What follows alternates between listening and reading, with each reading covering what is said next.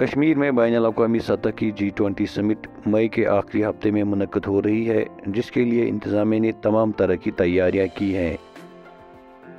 سری نگر میں ڈل جھیل کے کنارے SKICC میں اس سمٹ کی میزبانی ہو رہی ہے۔ SKICC کو اس وقت رنگ روگن کیا جا رہا ہے۔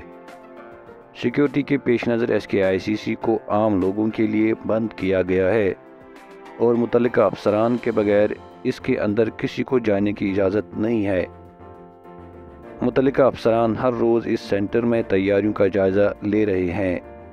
انتظامیہ کا کہنا ہے کہ G20 سے کشمیر کو دنیا میں شہرت ملے گی، خاص کر سیاحت کو مزید بڑھاوا ہوگا۔ کشمیر کو چوز کیا گیا ہے تھرڈ ٹورزم ورکنگ گروپ میں۔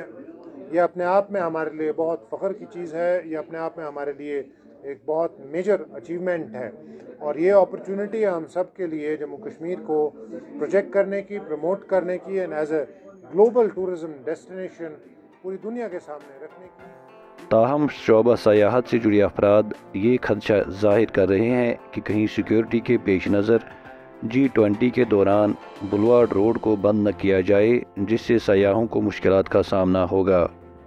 ایک مین ہب ہے ٹورسٹ کا، جہاں پہ وہ شکار رائڈ بھی کرتے ہیں، گھومنے بھی آتے ہیں، شنکراچاریہ مندر بھی جاتے ہیں، مغل گارڈنز بھی آن دا وے ہیں۔ تو ان چیزوں کو جو کنسرن اتھارٹیز ہے، میں ایل جی صاحب سے ہماری یہ ریکویسٹ ہے کہ ان چیزوں کو پہلے ہی ہماری نوٹس میں لانا چاہیے کہ کیسے ہم کیا کریں۔ ہمارے ساتھ کوئی میٹنگ نہیں ہوئی، کوئی مطلب اسٹیک ہولڈرز کو ابھی تک کوئی آن بورڈ نہیں لیا گیا ہے۔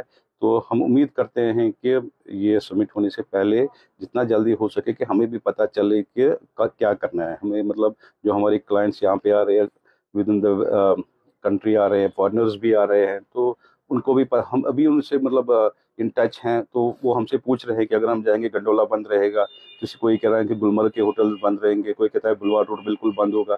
تو ہم ان کو کوئی صحیح جواب دے نہیں پا رہے ہیں کہ مگر یہ بہت امپورٹنٹ ہے کہ یہ پہلے ہی ہماری نوٹس میں آنا چاہیے کہ کیا کر سکتے ہیں۔ G20 کا یہ اجلاس شعبہ سیاحت سے جڑا ہے، لیکن حکمراں جماعت BJP اس کو دفعہ 370 کی منسوخی اور کشمیر میں امن و امان سے جوڑ رہی ہے۔